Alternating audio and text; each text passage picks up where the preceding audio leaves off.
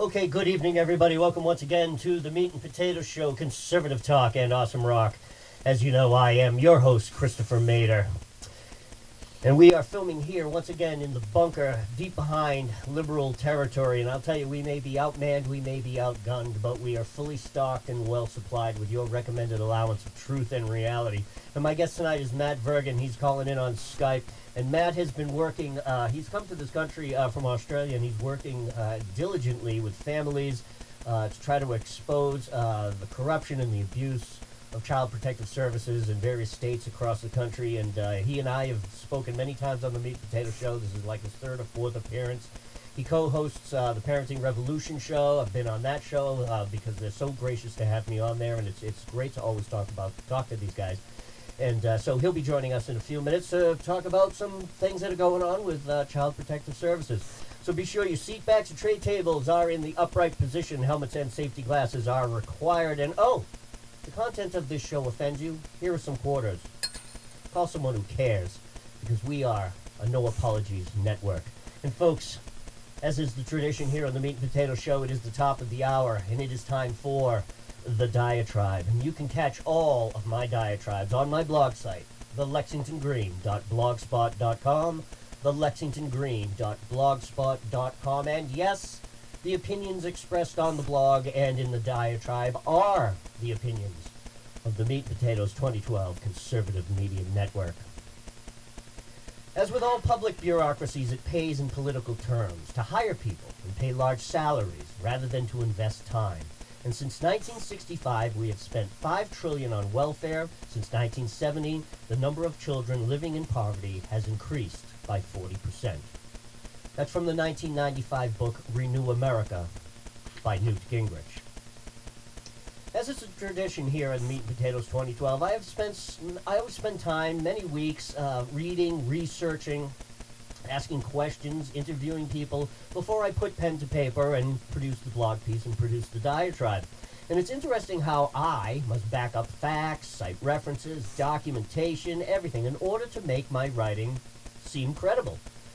What I am about to tell you about is an organization that needs to do nothing of the above, yet it exists, and it is more powerful and more insidious in our lives than the IRS or even the NSA combined. It is the Department of Social Services.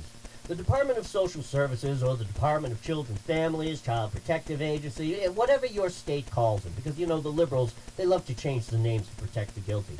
They're not at all interested in your children or your family, and it cares little about fathers, if at all, except to maybe garnish their wages, and then, of course, negate any input from that wage earner. God forbid a father ask a question of family court. Just sign the check, Mr. Smith. No. DCF is designed to break up families and impose a court order where all parties must submit to the rule of the state. DCF makes money from the feds by artificially inflating at-risk children numbers, medicating children, forcing children into foster care, and creating a database of numbers and statistics that ensure the ever-increasing budget and the need of the child welfare services. The state makes their money off of producing statistics. Former social worker and author Mary Pride, in her 1981 book, The Child Abuse Industry, wrote extensively on this very premise. I mean, if there isn't a problem, why fund it, right? So let's create a problem, and thus it gets funded. The first thing you must understand is when you are engaged in a family or probate court case is that you are guilty. After all, why would the state not be bringing such a case against you, right? I mean, you must have done something wrong, right? Jurisprudence, amendments to the Constitution, be damned. The second thing you must understand is that the agents are all aligned. The school principal, the child advocate, female police officer, the DCF worker, they all know each other. They work hand in hand. You can even see them chatting and laughing it up prior to your appearance in court before a judge. Just stand outside the courtroom before one of these proceedings. I have, many times. Watch, listen, learn. They're all chatting and laughing it up. And then they all go in court, and they beat you over the head. Even your court-appointed lawyer is part of the game. As I stated before, you are guilty. There is no jurisprudence in family or probate court. The standards are completely made up by the advocates and judges depending on whatever particular case they're seeing at that moment. What is fact on your side is nothing more than opinion on their side. However, the state and its agents can lie, not produce any witnesses for cross-examination, deny your motions, everything else, yet use all of that for your prosecution. In fact, every time you open your mouth in court, that's used against you as well. You're screwed. And it's all mandated under the color of law. Great system, isn't it? And that is the diatribe. Ladies and gentlemen, as I said before, my good friend Matt Virgiin is waiting on the wings, calling in from Skype. Matthew, welcome to the show. Good to talk to you again on the Meat and Potato Show. How you doing, buddy? I'm tired. Mr. Chris, how are you? Why are you tired? What's going on? It's just been a long life. It's been a long life, I know. That's embarrassing because I think I'm half your age, so. Yeah, probably. Yeah, you are. How old are you? 27. Yeah, dude, you got a long way to go. Don't worry about it. You got a long way to go. You're going to get even more tired as time goes on. And the thing is you've taken on quite a battle. And the thing is you've met so many people. And I've, some of the times that I've sat in and co-hosted with you guys on Parenting Revolution and the stories I've read on the things that you've posted, it's amazing. I mean, I don't know how you're able to stay sane when you just hear the stories that you hear all the time. Go ahead. I think that you have to be insane to deal with this sort of thing. Yeah, probably. And a lot of patience. So what is the main thing that you see all the time, when you talk to people? Is there some sort of, underlying thread that is common throughout all the families, the single mothers, the single fathers, the children that you've spoken to? Is there some common thread that this is why they're separated from their family? Go ahead. Every single case is a violation of the Constitution. Go ahead, keep going. You're on film. That's the common thread that I found, particularly when it comes to the Fourth Amendment, because there's a big argument out there between the common law parties and regular law parties, basically stating that as soon as you sign your child's birth certificate, they become property of the state. Well, if the state's coming in and taking them out without a warrant or without or stepping out of their jurisdiction, then technically, by going by their own law, they're violating the fourth constitutional right. Right, exactly. That's absolutely true. But they don't care. They don't care. It's so bizarre. You look at, you just go on any website. There are so many examples out there: police brutality, police violations. One of the things I've noticed when you and I, when we're on Parenting Revolution sometimes together, and I listen to the podcasts of some of the shows you and Bruce do, the thing that I notice is that, there's a lot of stories, and they're heart-wrenching stories. They really, really are. There's a lot of talk. There's a lot of commiserating. I don't see action. I don't see, and I don't mean to denigrate you guys in the work that you're doing. I don't see, something in the newspaper or in the news saying, oh, the state of whatever, Wisconsin or Wyoming or whatever, has abolished DCF and is overturning the whole thing and is doing a shakeup of the entire organization. I mean, even the thing that happened here in Massachusetts with the death of Jeremiah Oliver and the Justina Pelletier thing. I mean, all that happened is the director, Olga Roche. All she did was resign. That's it. She still gets her pension. She still gets her money. She still gets everything. And it's business as usual. There's just no shakeup. That's the only thing I saw along those lines. They said that in Arizona, where they said, that's it, Child Protection Services is no longer is being shut down. And a lot of people are like, woohoo, it's gone. What they don't realize is that no, CPS was not shut down in Arizona. It was moved into a private entity, so it's no longer a federal agency. It's controlled by the governor's office. That's unbelievable. It's probably even more insidious now. Well, yeah, considering they still get federal funding. So, but lucky, my guy got in as governor, so I've been corresponding with Governor Ducey. With his team and everything, and they're going to keep me in the loop with everything that's going on there, because It doesn't need to be abolished. Child protection services, if you abolished it, what happens to the children are being hurt? No, it needs to be reformed. What do we reform it into? I mean, I understand what you're saying. You know what? It's kind of like Obamacare. Now that Obamacare is here, it's going to be difficult to get rid of it because so many people are on it now. Same thing with DCF, or I call it DCF here in Massachusetts. We all know what we're saying here. But you're right. It's the same thing. Now what do we do with all these kids? What do we do with all these foster parents and foster kids? What do we do? Go ahead. Take it from there. Well, it needs to be reformed, and one of the first steps is to eliminate their training programs and their staff and put people that are more qualified in, such as I've had this discussion with another advocate that is just obsessed with shutting them down, and I'm like, well, what happens to the children that are being abused? You know, where do they go? And they didn't have an answer for me, and I said, well, that's where reform comes in, and that's where people like pediatricians, school principals, church members, that's where they should be running CPS, people with actual qualified backgrounds with experience with children instead of some nut that can walk into a DCF office and say, give me a job and go through 2 weeks of training and suddenly they're qualified to steal children. Are you serious? Does that actually happen? Yes, sir.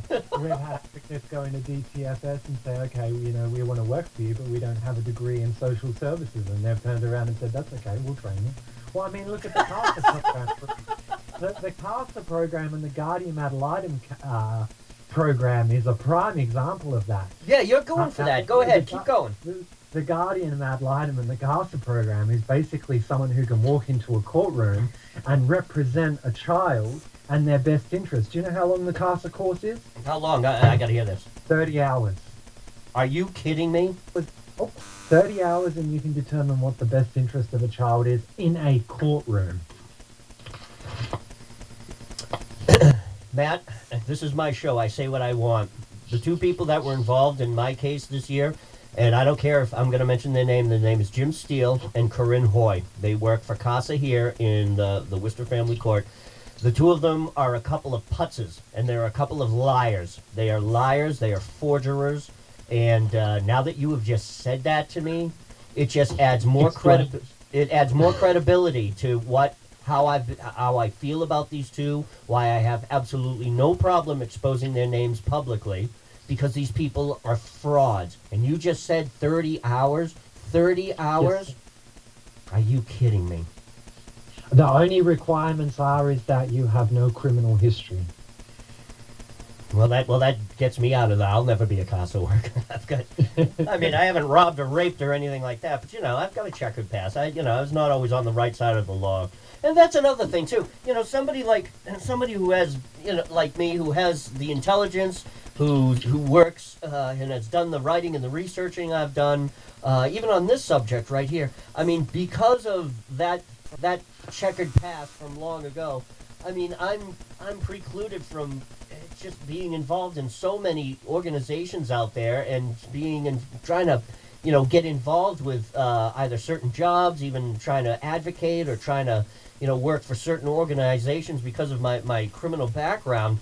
And yet, because these two putzes that were in the CASA here in Massachusetts in my case, because they don't have any type of criminal background, these guys get to be CASA workers. And folks, these two are liars. They are lying, backstabbing. Oh my God, it's unbelievable. I can't. Jim Steele and Corinne Hoy from the Worcester CASA. And so you're going through this. Did you complete your training already? No, I'm still waiting to sit the course. But since we're talking about other organizations fitting in and stuff, let's talk about another one. Go ahead. The state ombudsman program, which was a fantastic idea when they first proposed it. Which basically, there's an ombudsman. If you're having problems with DCFS or child protection services, you go to your state ombudsman and they talk to them on their behalf and they try and sort something out. Well, now the ombudsman is on CPS's payroll and there's being money exchanged under the table absolutely everywhere. So the program has become infected and that's not working. Now, back in 2010, they reauthorized the Child Abuse and Prevention Treatment Act of 1980 something, right. And which is basically starts up citizen review panels where people, like everyday citizens, review cases of CPS every year with discrepancies. Hmm. Now, they didn't make this very publicly, or they didn't release this publicly. It's all hush hush, of course, because, you know. So what happened was every single one of these panels is now run by CPS volunteers because no one applied to be on them. Right. And this goes right up to the governor's office. I have I have the files of the Child Abuse and Prevention Treatment Act. I have all their paperwork and everything. And the governor signed a form basically saying that if any discrepancy comes up in a case, my office will deal with it. Well, that's funny because I've contacted several governors and they've turned around and said, we don't want anything to do with this. Jesus. Man, so when you came to this country, now how long have you been here now? Since February. Now, what got you started in this? I mean, was this your intention when you came here to do this? How did this all Well, get started for you? we both know I was doing this from Australia. Yeah, right. So, you know, and I had a unlimited international dialing, so I had access to the United States Wi-Fi, and not just the United States, it was the UK as well. I've got Sure. several cases in the United Kingdom, Right. so it was sort of a race on which country I ended up in before the other one, and the United States won. But no, it was just I don't know. I guess someone just introduced me to a problem, and I thought, well, you know, I'd like to be a part of that movement. And then all of a sudden, 6 months later, it took off. 8 months later, I'm on U.S. soil and holding rallies and talking to politicians and Hmm. having friends of mine that are attorneys and in office. And you know, my network is just massive now. It's unbelievable. Yeah, I mean, I'll put. today I was talking to a a comedian in Texas who I'm trying to recruit to do some benefit work for our organization. That's amazing. See, this is what it's. And isn't it funny how just and a lot of this has been done through social media as well as just your own, hard work yourself, networking yourself. And it's amazing how something like this can grow to the magnitude that it does in such a quick time, especially when you start making people aware of the severity of something like this. I've always known about it. I have to thank you, though, for really making it kind of like an issue that I have covered on the show, covered on my blog site, and meeting the people that I've met and gaining an even larger awareness of how severe the problem is, to the point where, I mean, you and I have spoken about this, and I'm just going to repeat it only because some of the audience members who might be watching this video. Look at the Georgia State Senator Nancy Schaefer. I mean, she and her husband were murdered because she was completely exposing the organization.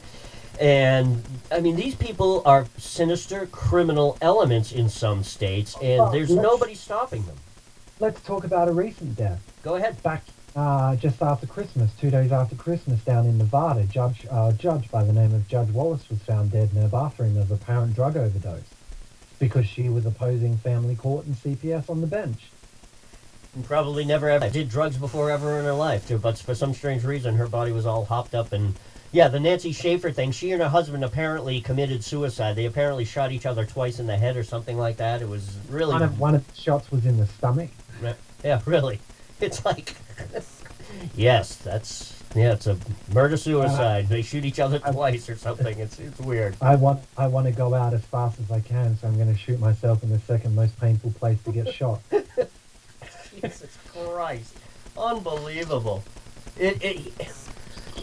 And, we see this. This brings me back to what I was saying about, we talk about it. I mean, we talk about it, we commiserate about it, we share the horror stories. There's nothing going on out there, though, definitive that, that these things are getting, these organizations are getting destroyed. They're getting removed. There's court hearings going on. There's indictments being handed down. There's congressional hearings being handed down. And I'm just wondering where the morality is, why our elected leaders aren't doing this. And I know it's a stupid rhetorical question because I know the answer. It's all the money. It's the money, isn't it, Matt? It's not just money. A lot of leaders aren't aware of it. But it's all swept under the carpet. look for example. I'm in a lot of patriot circles, and at the moment, a big issue in the three big issues in patriot circles at the moment is Second Amendment rights, Right. healthcare, and amnesty.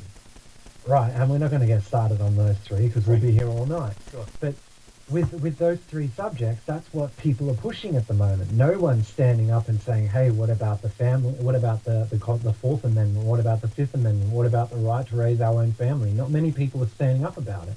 And let's talk about something else. The reason it's not going anywhere is because there's too much infighting. Someone makes better success than someone else, or makes better connections like myself, and then all of a sudden everyone turns on us because they want to be the all and end all. Mm-hmm. And you've witnessed that firsthand. Exactly. Yeah. And we can talk about our friend who's been doing some certain things, and we don't need to get into names or details, but I mean, this is what happens though. Somebody like you takes on an issue like this, and you would think that people are on your side. You have a lot of people on your side, but it's not an issue that you would think that you would have a vehement detractor, such as the individual that I know you know who I'm talking about, but yet that exists, and I'm wondering why somebody like that would waste their time. Because Go ahead. Because they were making money out of the movement, and I don't make any money out of the movement, and it gets them annoyed because people start coming to someone who's not charging them. Really? Oh. Oh. So this other friend of ours Yeah, was doing what there's- you're doing, but was Yes. charging. And there's certain other outlets involved, like a book for sale and that, and sales. I was promoting the book and everything, and sales were going up. Then all of a sudden, I was assaulted, and I was in a really bad situation, and it did happen. There is evidence of this and admittance by certain parties, and all of a sudden, of course, book sales are going to go down. Money's not going to be coming in anymore. Right. Right. So the best thing that CPS did to people was teach them how to fight other people. Yeah. A lot of them will use child protection services tactics on other people. They'll try and alienate them. They'll try and say things about them that will get other people to hate on them. It's child protection services teaches parents how to attack others. This is true. This is very true. It teaches parents also, how to go against the other parent, to alienate the other parent. I see that with a friend of mine. He's actually is one of the people who helps work on Meat and Potatoes, and has helped got the Facebook pages set up. I mean, his ex. I'm not going to say names, but I mean, she's an idiot. I mean, she's ignorant, and I mean ignorant, not like, oh, you're ignorant. No, I mean like she's ignorant as in an actual educational, physical sense. She really is not all that smart, and this person has been able to be manipulated by courts, by the lawyers, by child services, by the schools even. And unfortunately, my friend's son is now on SSRI drugs, even though he doesn't even need them. And he's just pulling his hair out over this thing. He's already going bald anyway, but That's an entire another subject. Especially with the pharmaceutical companies. The pharmaceutical companies are making a shitload out of this. Sure. Because Yeah.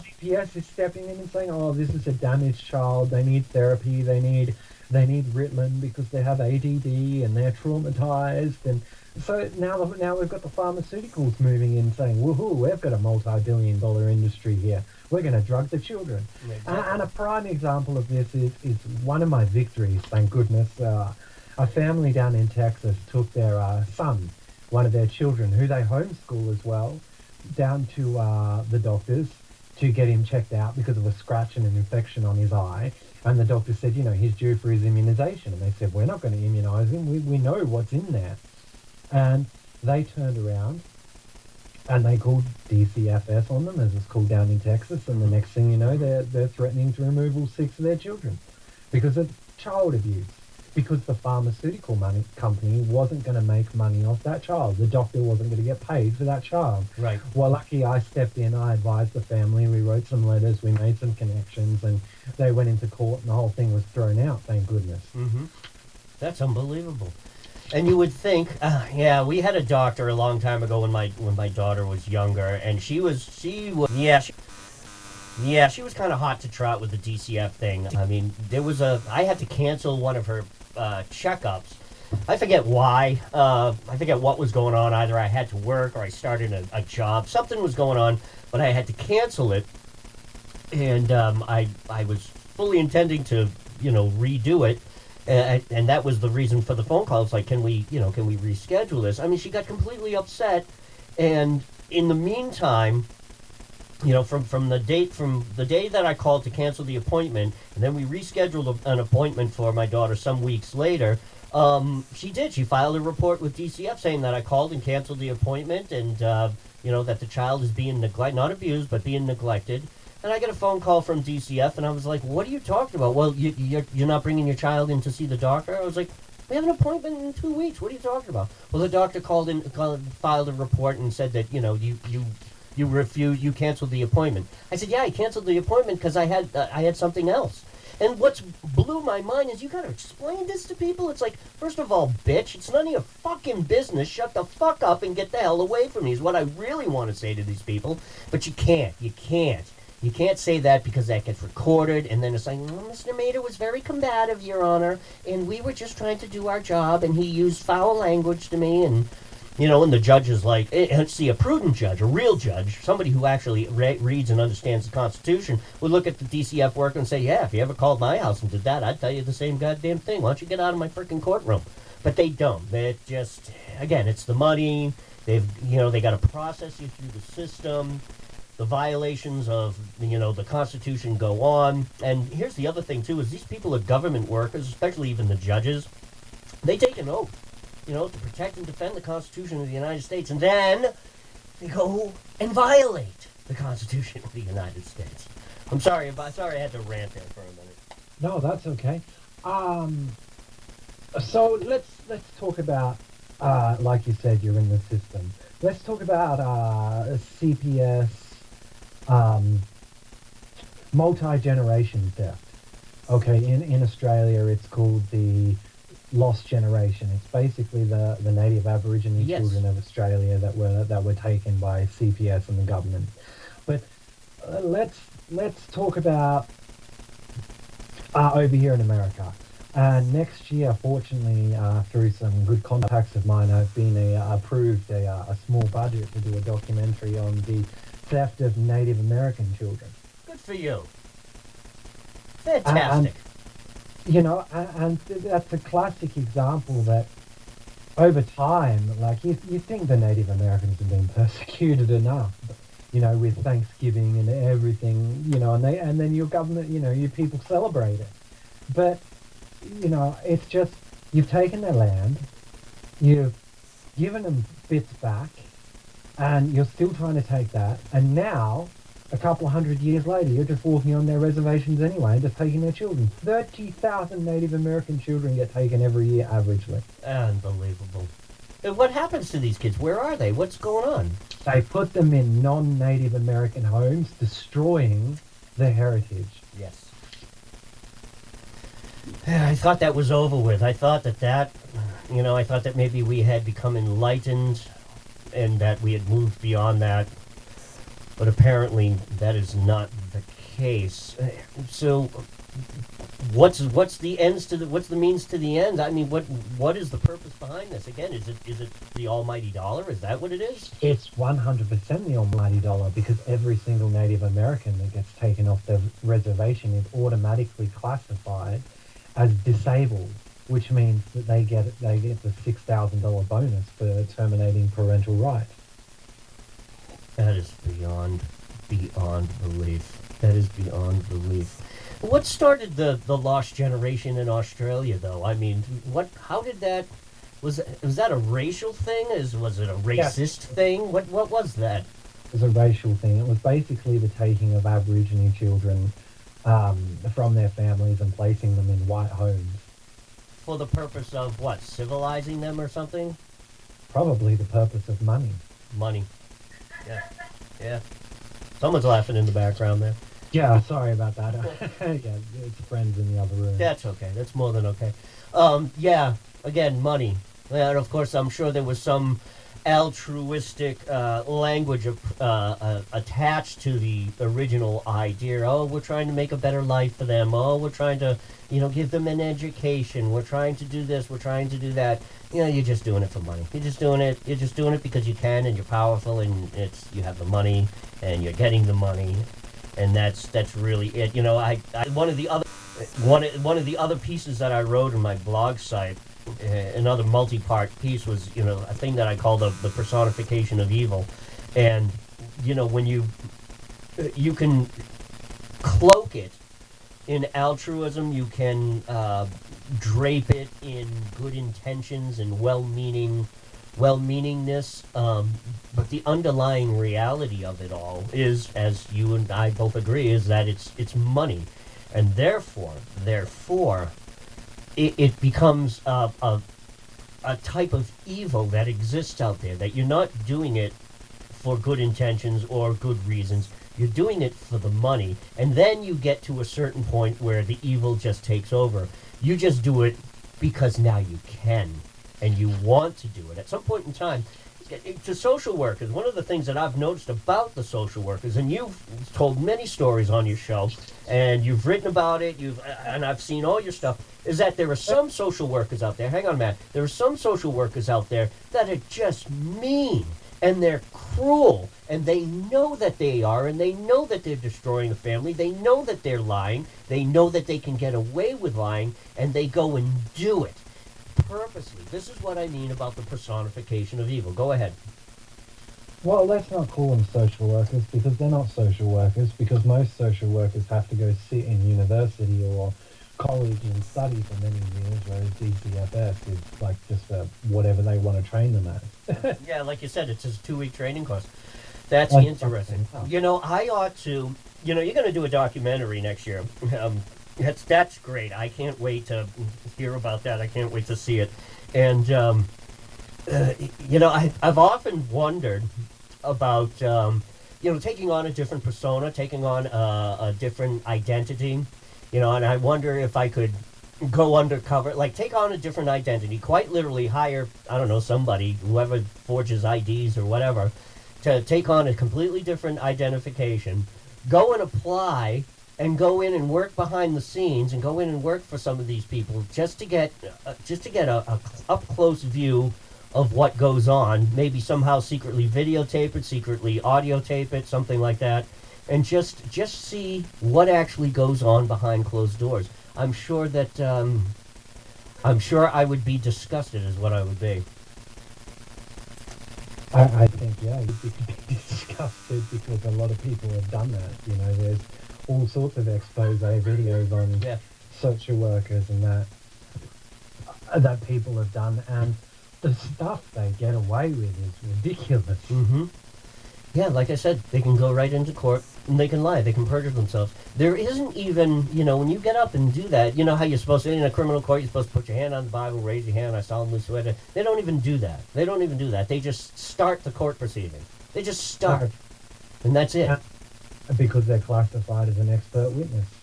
So an expert witness wouldn't give wrong testimony. No, of course they wouldn't. They're there to tell the truth. I mean, after all, they've had their 2-week training. And if you're a CASA worker, you've had your 30 hours of training. I mean, you're a professional. It's unbelievable. I have been... I would like to think that if I sat the 30-hour CASA course, you would consider me a bit more professional. Well, I would, because of all your work. Yeah, all the work that you've done. In fact, I was going to make a point here that I call myself a professional writer, and because I've been doing it ever since I was like 12 years old, and I do it for my show, I do it for my blog site. I do all the filming for the Worcester Tea Party. I do this radio show. I call myself a professional. Now, somebody with an actual journalism degree might burst out laughing, saying, you're not a professional. You never went to college. You never did that. And it's like, listen, you become a professional when you've been doing it for so long, and that you've seen the things that you've seen, you've exposed the things that you've exposed, and along the way you've made your mistakes and you pay for them, and that's par for the course. But these people are not professionals.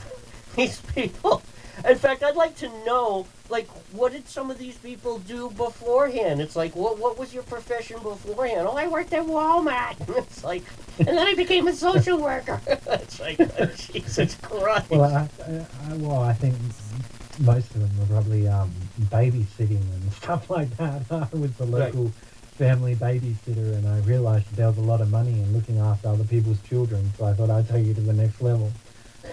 Yeah, and I've actually seen, every time I've had dealings with social workers, I always ask them the question, do you have children of your own? Overwhelmingly, every time I've ever had to deal with social workers, the answer is no. And I was like, then how do you know? Well, because I'm a professional. I'm a clinical psychologist. I have a degree in this, that, and and I'm certified by what is it, LSW, licensed social worker of Mass, LSWM or whatever it's called. That's like their official acronym that they have on their business cards and everything. It's like, yeah, you're a licensed professional. It's but you don't have any children, so you don't know. Oh no, but I work with children all the time. Yeah, at 5 o'clock you go home. And you leave those children behind. You know what? A grandfather, a grandmother, yeah, they're professionals too, because at the end of the day, they hand the kids back to the parents. It's like, yeah, it was great having the day with the grandchildren. It's like, here you go, here's your kids back. But as a parent, as an actual parent, I mean, you're there, you're front and center 24/7, 365, and it never ends. And there's an old saying with kids, everything and anything can and does happen. And that's the thing with kids. I mean, you remember when you were a kid. I remember when I was a kid. I remember all the crazy stuff I used to do and the things that used to happen to me. And some of it was my fault. Some of it was just circumstance. But we live in a society today where, if something happens, the onus is on where were you? Why weren't you there? Why weren't you hovering over your child when they fell down the stairs? And why don't you have a baby gate at the stairs? It's like, every minutia, every nook and cranny of your life is examined and criticized, is what it is. Now you have kids too, don't you? I have one little girl, yeah. She's back in Australia with her mum. I'm waiting to get settled over here, and unfortunately, I had everything set up, but some idiot decided to do what they did, and was trying to screw everything up for me. So I was sort of starting at the base again and building my way up through the ranks. Sure. Now, are you working at all? 9 to 5 or whatever? Are you unemployed like most 27 million other Americans? Well, thank you for calling me an American. I appreciate it.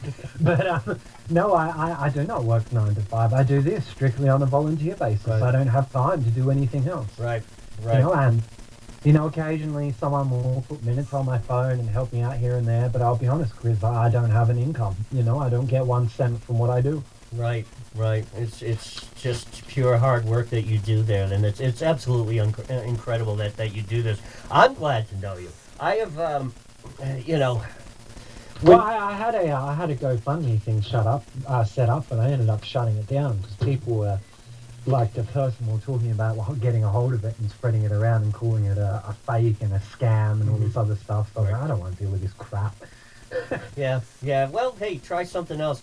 And hopefully that will work itself out. I know that is moving to certain litigation, and I certainly hope that it works out.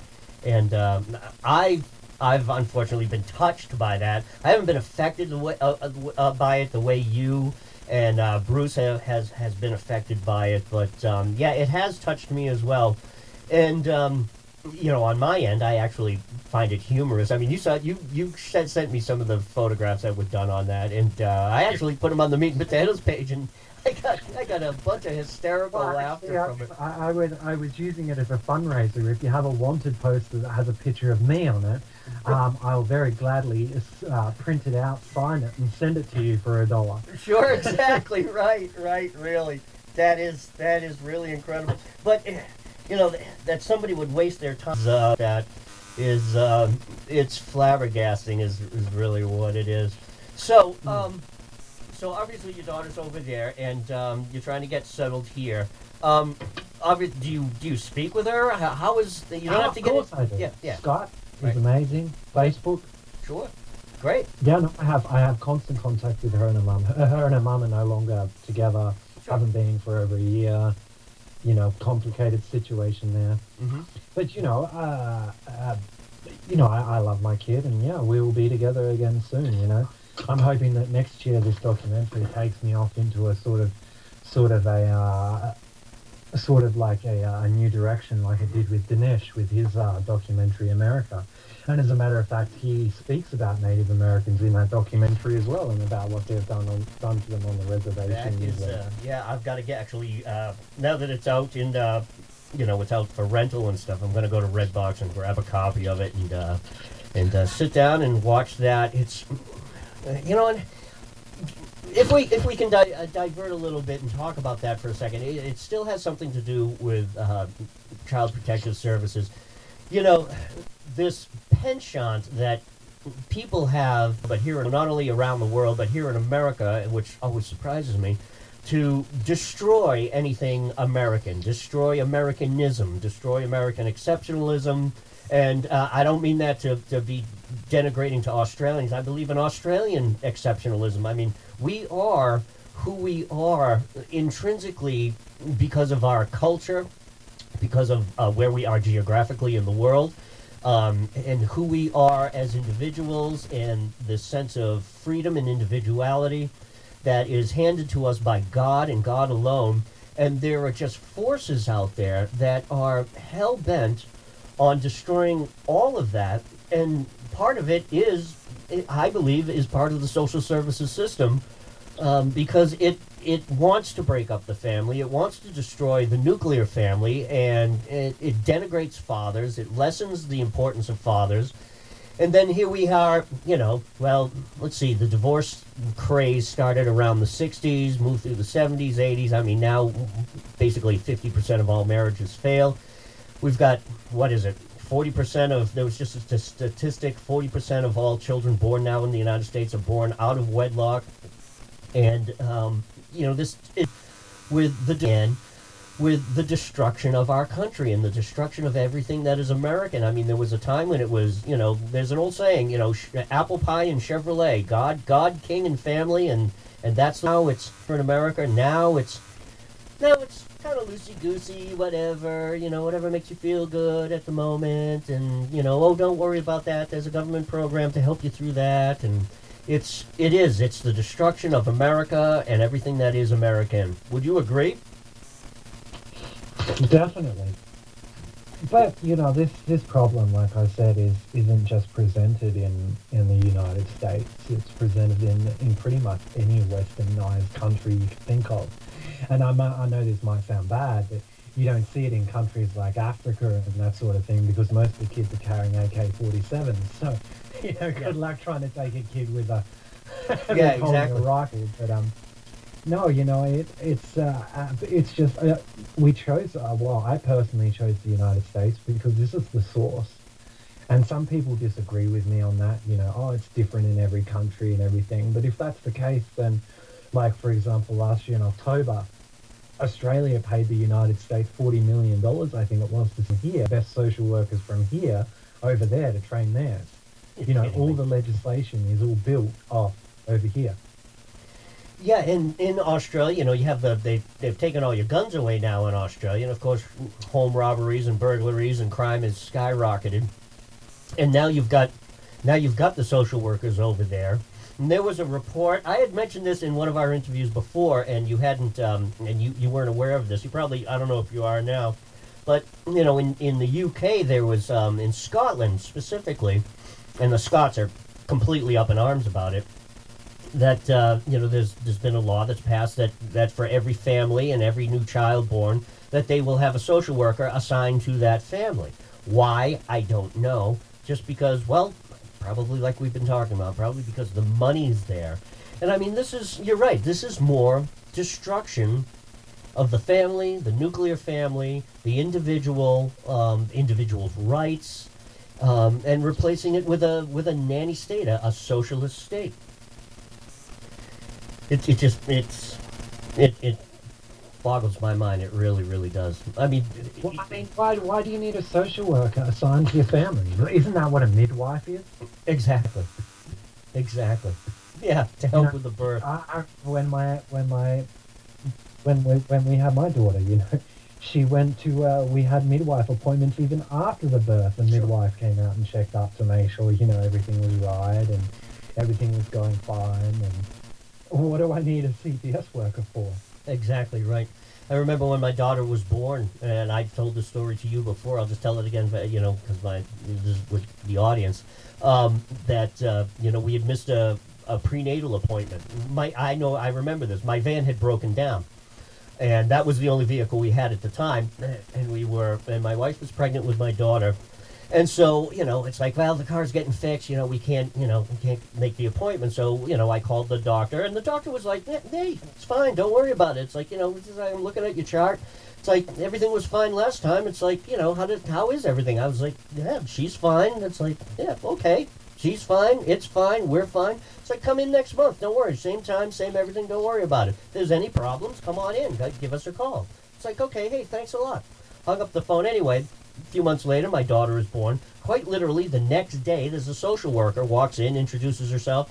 She wants to know why we missed the freaking appointment. I was like, what? Kind of forgotten. At that point in time, I had kind of forgotten about it. I was like, what? What are you talking about? It's like, what are you talking about?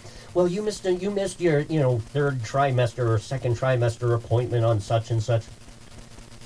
Doctor came in, quite literally right behind her. I turned to the doctor. I told him what she said, and I said, can you please get her out of here? The doctor looks at her, and he says, you get the fuck out of here right now. Leave these people alone. And she just kind of, she stomps out of the room. It's like, what was that? It's like, what? Hello? Really? Seriously? Oh, she wanted another asset to put in her little collection. Exactly. It Because really is. that's what they do. They're little assets to them. They get birthday bonuses, Christmas bonuses. The foster family gets tax exemptions. They get access. Well, I mean, a prime example of this is in Colorado. The a foster family that adopted the child of one of our people there.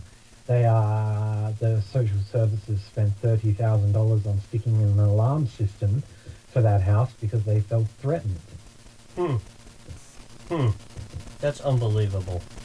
Yeah, because that's definitely going to solve the problem. It solved the problem. They should not solve the problem. They should buy our way out of it. Here, have some money. This will fix it. This will fix child abuse. Here's some more money. Yeah, the government approach. The government approach. One of the things I had written about in the that blog piece from the diatribe that I read from it's another one of my multi-part exposés, is that in the early 20s and the 30s, yes, there was child services, and there was some type of family welfare agency that was going around at the time, but they weren't as meddling as they are today. And social working, the actual term, and I'm going to put little fingers up like the quotation marks, social working at the time was volunteering in poor neighborhoods, working with your churches, working with orphanages, working to change living conditions, working to, again, help the poor and help disenfranchised children. And if there was a death or something happened with the family, and of course we all know the Great Depression happened, many families were forced to give up their children because they couldn't feed them. But the children weren't necessarily taken away from the families. They were put with grandparents, they were put with aunts and uncles, brothers, sisters. They were kept within the family. And then when things got better, everybody was reunited. And that's what these social workers did, is they tried to work with the families and try to, make things better for the children until things got better for them. Well, lo and behold, in 1935 comes the Social Security Act from Roosevelt, and thus is born an actual de facto social services system. Well, that's where the food stamp program come from as well, wasn't it? In the Great Depression. Exactly. That's very good. Yeah, that's exactly what it came from. And I know this because I've been reading a biography on Franklin Roosevelt. And so getting back to it, but even still, then, it was a young agency. It really wasn't meddling in people's lives. Of course, we all know World War II came along, and then there was everyone was preoccupied with that. But what ended up happening is it wasn't really until the 60s when you started to see young hippie flippies going to college and getting all these child psychology degrees and these social worker degrees, and, you know, the Dr. Spocks of the world, where, you know, showing us all new ways to raise children and get more and more involved. And what had changed, people, instead of people hitting the bricks, I just told you about how social working was actually going into the neighborhoods and helping and volunteering. It shifted from hitting the bricks and doing the hard work to just legislating and just assigning it to a government agency and putting a name into a file and attaching a number to it. And then you become a statistic, and then now you become part of the system. And what has ended up happening is, and then of course we know the war on poverty, that just increased it all. The Social Security got increased to include disability, SSIs, all sorts of advocacy programs, until we have the behemoth and the monster that we have today. And that's just a kind of a brief history of through the 20th century of the evolution of social working. Yeah, Well, go ahead. let's talk about poverty for a second here. You mentioned at the start of the show about poverty and a large percentages of that. Well, I understand that a few states recently did surveys on the ages of homelessness and low income areas in some certain states, and they came up with the statistics that most of the people that were homeless were between the ages of 13 and 22. They're kids aging out of the system because there's nothing in place to help them. Once you're 18, that's it. You're out. You're out. That's right. And now they've been raised. This brings me back to the destruction of Americanism. These children, and again, it's in the blog piece. I'll post up the link for everybody to see anyway. Is that you've got these children being raised in a government system, a government institution, to where they are quite literally institutionalized, so that they don't really understand.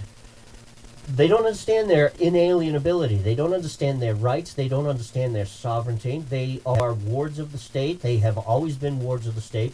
And you're right. At 18, they're tossed to the streets. And that's it. And of course, you know, well, they don't worry about that because there's a whole new crop of kids coming down the assembly line anyway. Well, that's right. It's like we kid around sometimes and we go, we're not surprised that frickin' social services aren't walking around hospitals in maternity wards with nets, just scooping them as they pop out. Exactly. I wouldn't doubt that. Yeah, the day's probably gonna come too. You know, in some hospitals, social services will actually have an office in the hospital, waiting and ready to go. My son was type 1 juvenile diabetes. He still to this day has to take injections, and he was diagnosed when he was 7. And folks, anybody out there with a child with diabetes knows it's a roller coaster ride. Their blood sugar is up one day, down the next day. It's, you know, they're kids, they're growing. You know, it's just the way they are. And anytime that my son got sick, you know, his blood sugar would spike. I would have to take him to the hospital. And that's the thing about diabetes. You know, you get sick, like you get the flu or something, and that's it. All bets are off. Your blood sugar is going to go haywire. And, you know, every time, you know, I'd take him to the hospital, you know, unfortunately I was forced to go to UMass Medical. Of course, that's a state-run hospital, and so every time, you know, I had to go there with my son, invariably I would get a visit from a social worker. And I always used to amaze me. It's like, you know, why aren't you helping my son? Why, you know, what do you do when your child has cancer or something? I mean, if the child gets sick, do you take the child to court? Do you take the family to court? And of course, I found out years later through Justina Pelletier that yes, they do. It's unbelievable. Well, I mean, you know, I pay diabetes in a child. I pay diabetes in a child. That's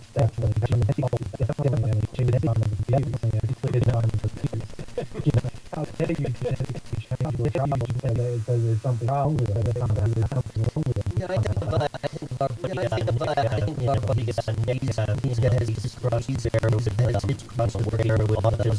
working in autism, aware of that, and aware of that. I can only, imagine a man and that guy must go through, and that guy must go through, and talk about great American, great, doesn't deserve that, doesn't deserve, yet I am sure that something happens, every time something happens, just break over the falls, it's unforgivable is what it really is. Unforgivable is what it really is. It's sad, it's sad, it's disgusting, and we need to be aware of it, we need to be aware of it, that's why I do these radio shows, I tell every radio show, I tell everyone, even for what I said before, I'm not doing it, I'm not doing it, I see somebody's name, I can be there, I'm going to that, I'm going to that, I'm going to that, same one where I same one where I let up grow. No, I've done a lot. You've done a lot. You've taken the jump before. I've taken mediation companies, landscaping, chemistry, collecting.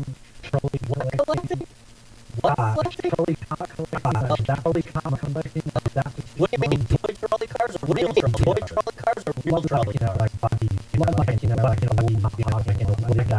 I see what you're saying. Oh, I see what you're saying. I was the local death grade where definitely where also a lot of large companies down, so a lot of spending money wasn't spending money on advertising, wasn't spending money on advertising together, or trying to get like billions job, or trying to get a billion jobs out there running content. Yeah, right. I must be the weak link. I must be the weak link. Chad Ripple is hardly the chest. I think my boss is very demanding. Yeah, you run the battle like that. Yeah, I'm not a stupid person. I'm not a stupid person. I follow shows that.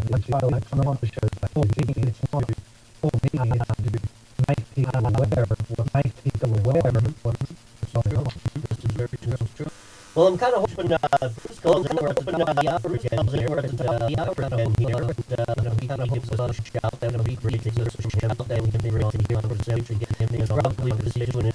He's probably busy doing it. He doesn't join us, because I'm just enjoying the conversation. Because I'm having enjoyed the conversation that we're having anyway. I want to talk about.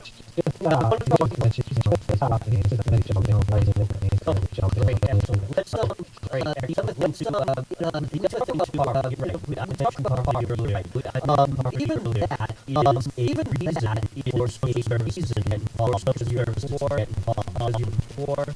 You might not have, types of the word I want to use. The trappings of modern life, modern life, whatever statistic, and therefore it becomes a reason to involve in your life, and involve in your life, and normally your child, and there's a difference between being, there's a difference between being blackpool, and just being. I'm not going to say I'm poor. I'm not going to say I'm poor, not wealthy, not low middle class, probably low middle class. My children have never wanted. My children have never wanted hungry. They're not naked in the streets. They're not naked on the streets. They're not uneducated. They're not